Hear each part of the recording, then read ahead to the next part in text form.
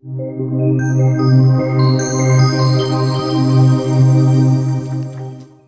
you all. It's truly an honor to be here presenting at TEDx College of the Canyons. My name is John Milburn, and my talk is entitled Finding Truth in Outliers. And I'm going to talk about the connections between the sciences and human behaviors. But first, let me explain a little bit about my title. Outliers are generally defined as a piece of data that falls outside the normal distribution of other data. And many scientists, mathematicians, and researchers are trained to delete that outlier data. And I found that interesting and intriguing and maybe a little odd, because it seems to me the outlier data has some reason for being there. And so I decided to kind of pursue this idea of outliers. So I have long since enjoyed kind of reading about science and just being a layman interested in science, and then taking some of those concepts from science and seeing if I can apply them in my work and in human systems with people. So today I'm going to talk a little bit about some ideas from chaos theory and human systems. Now, chaos usually evokes that idea of being sort of unorganized and random behavior, but has been discovered to really hold deeply embedded organized structures within chaos. And human systems have deeply embedded organized structures within them.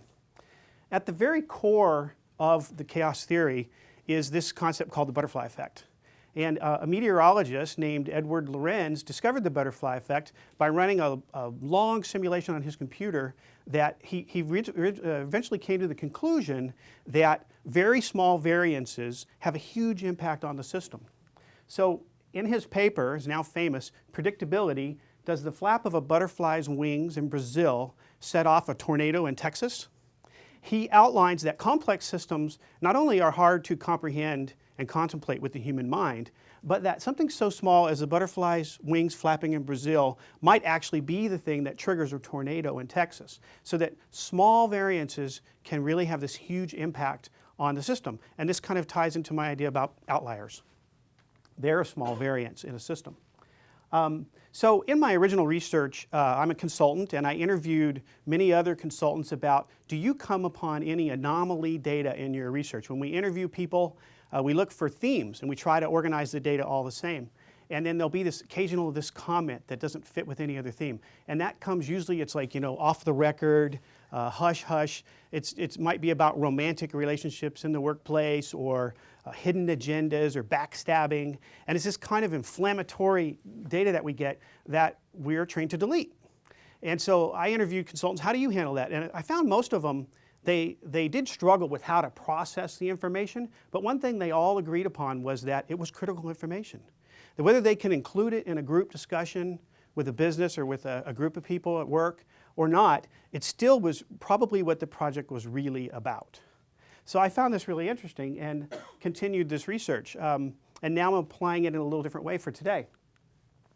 As human beings, we have hundreds, if not thousands, of interactions every day. Experiences that we normally can make sense of, and we link with our past experience to kind of add to our worldview, or the map of our world, if you will. But occasionally we have experiences that we can't really link up. We don't know where it came from. We might have this sort of one-time, again, the reason I call them outliers, one-time experience not connected to anything else. And how do we process that? Experiences such as gut feelings, hunches, coincidences, and other sort of weird or one-time experiences that happen. Let me give you a personal example. Several years back, my dad decided to become a sailor. He'd never sailed a boat in his life, but he decided to get a sailboat and sail off down to the Panama Canal. And I said goodbye to him on San Diego Harbor there when he sailed off that day. And I went back home, and it was weeks when I didn't hear from him. And it was keeping me up at night. I was really getting worried that he had capsized or he had drowned or something. And so I kind of did the only thing I could think of. I started to mentally concentrate to send him a message to give me a call, to let me know he was okay. I didn't know what else to do. And so I was like, call me. And I sent this message over and over and over. And a couple of days later, the phone rang, and I said, hello. And it was my dad, and he said, what's wrong, John? You wanted me to call. And I was like, okay, so I know we're connected. I just don't know how. And so it took me back that he said that, but I also kind of knew we were connected, and it worked. And so that's kind of what I'm talking about today. Were these outlier experiences trying to tell us something? Now, for those of you who've seen the movie The Matrix, there's this idea that the outliers is sort of like coming out of the Matrix into the new reality. You start exploring these kinds of things. To paraphrase Morpheus, he says, you can take the blue pill and go to sleep tonight and wake up tomorrow morning like nothing happened. Or you can take the red pill and find out how far the rabbit hole really goes. And outlier experiences, exploring them, is a little bit like taking the red pill and seeing how far the rabbit hole really goes.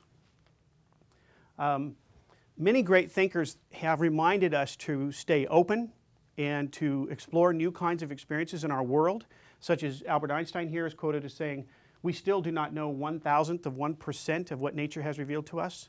That speaks volumes to me, that the idea that we shouldn't lock down on what we think is the actual reality. We might want to remain open to what reality really is and see if we can learn new aspects of reality. Carl Jung is a famous psychologist who coined the word synchronicity in his paper, Synchronicity, an Acausal Connecting Principle. And Carl Jung defines synchronicity as two or more events in time that are not causally related and yet share the same meaning in our life, similar or same meaning. So Carl Jung goes on to suggest that we might think of incorporating this idea of synchronicity into our view of the world. So on the one end of the spectrum, we have causality, or cause and effect, things that can be very scientifically validated and tested and verified. And this is how we do a lot of things, like build airplanes and make things fly and do stuff like that. But we also have these other kind of human events that are different, that are more intuitive based, that don't have a causal connection. And so Carl Jung suggests that maybe we include that in our world as a real kind of experience, and we need to explore it.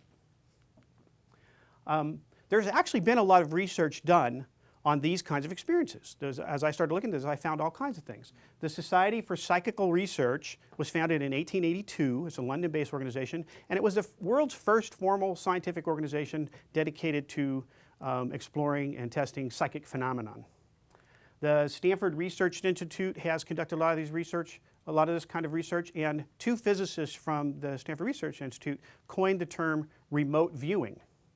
And I'll talk a little bit more about that. Remote viewing is this idea that you take a remote viewer and you put them in a room in isolation and you give them a target, which is usually a person, and without any knowledge of that target, the remote viewer concentrates on it until eventually they can draw a picture of the location of that target in that moment. This came about from the U.S. government's program, one of them called Stargate, where it was very hush-hush and it wasn't in mainstream conversation.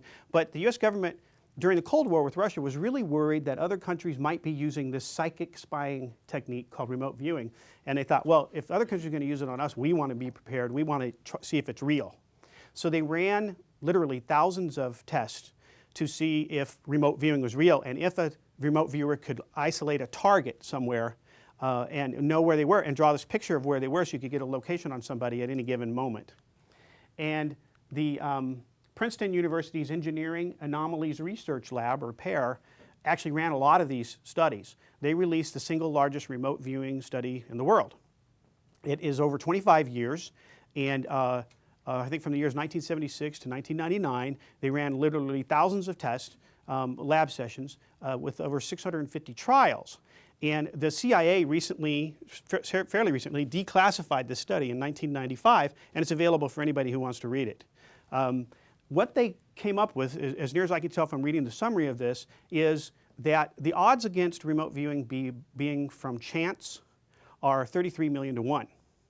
So while it's hard to say scientifically how does a person locate another person that they've never met in another part of the world using only their mind, it's not like it was chance. These people are really doing it to a certain level of success that really kind of makes me think about it. So another really interesting concept from quantum physics is this idea of entanglement theory. Entanglement is a word coined by physicist Erwin Schrödinger that says that two photons or two quantum particles become entangled with one another, and then if you change the state of one of them, instantaneously the state of the other changes as well. That these two particles become connected and they communicate with each other. Another physicist, John Bell, ran a bunch of experiments on entanglement and kept showing that, yeah, these particles become entangled and now they communicate with each other at faster than the speed of light, instantaneous and without time or distance.